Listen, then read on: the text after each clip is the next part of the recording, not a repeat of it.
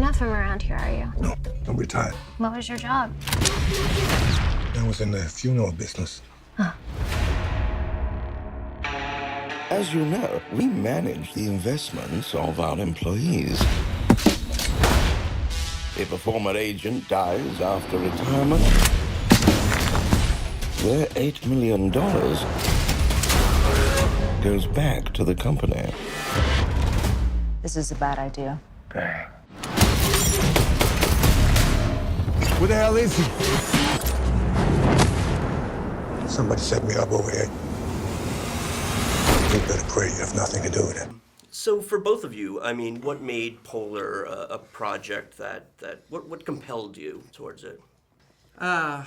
Working with this guy, and an amazing book and an amazing script, and an opportunity to work with Netflix and doing something really special. Yeah.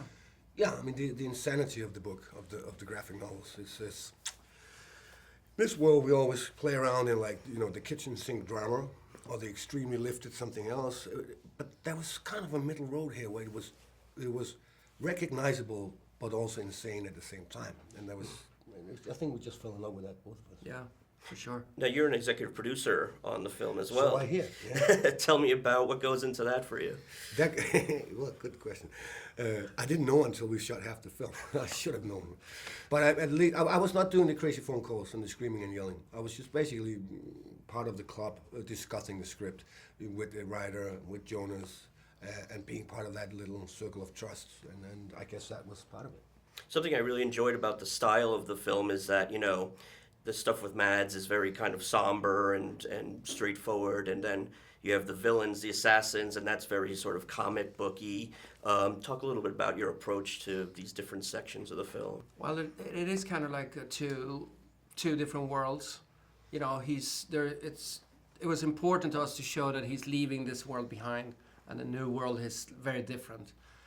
And then when he gets thrown back, we see, you know, his skills, and we understand that he knows this world better than anything. And so it's kind of like telling two stories parallel to each other, and then eventually they come together at the end. So we needed that contrast to show what a crazy world he's leaving behind. Mm-hmm. And, you know, I mean, Mads Mikkelsen, Vanessa Hudgens, not necessarily a duo you would think of, but the chemistry is definitely there. So can you talk about casting her and then, you know, working with her and getting that chemistry developed? I think she got the story right away. I mean, there's no way to hide that she's a very beautiful young woman, but she's also a very skillful actor.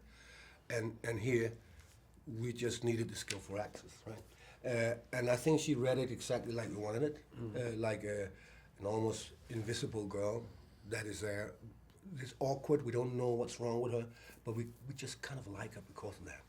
Then, of course, something is revealed, but I think she read it to perfection. Absolutely. Was there any one sequence for you guys that was particularly challenging or difficult to shoot? There's a lot of technical stuff. There's a lot of the stunt stuff that is, well, it might not be super difficult, but we know it's going to be painful. It's going to be a long day, right? But I mean, I guess that we were kind of falling in love with the small little scenes that Vanessa and I had. That was like two lost souls, as we said, swimming in a fishbowl.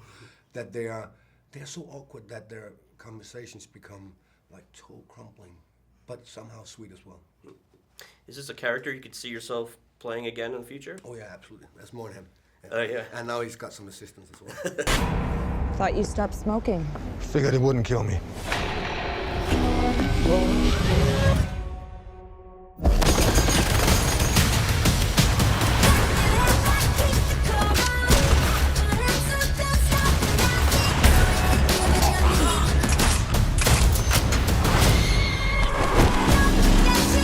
Why are you doing this?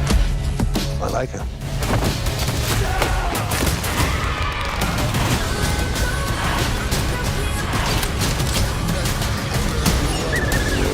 You're not a good man, but you're doing a good thing.